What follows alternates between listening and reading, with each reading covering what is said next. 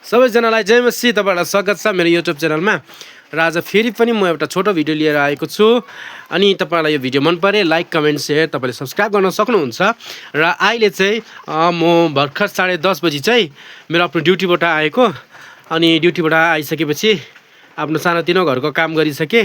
र धेरै काम थियो तर पानी परेको छ। त्यो पानी परेको कारणले चाहिँ काम रोकिरहेको छ। अनि काम रोकिरहेको छ, केही कामहरु भएको छैन। अहिले चाहिँ म मेरो छोरा सामरसँग छु। मेरो छोरा सामरलाई हेर्न सक्नुहुन्छ, निकै ठुलो भइसकेको छ। हाय छोरा, ओहो हो, भर्खर उठेर नानी सुतेर चाहिँ भर्खर उठेको। उठेर उठेको हैन, उठेर सुतेको हैन, सुतेर उठेको है नानी। जय मसी भन्दै न सबलाई।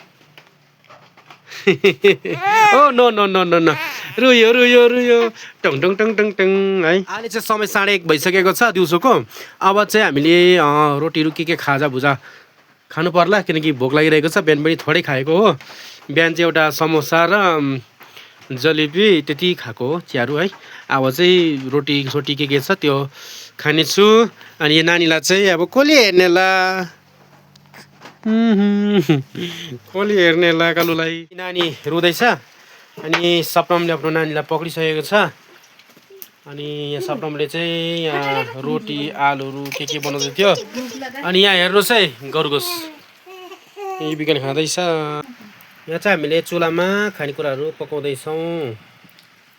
यहाँ रोटी पाक्दैछ, यहाँ आलु पाक्दैछ।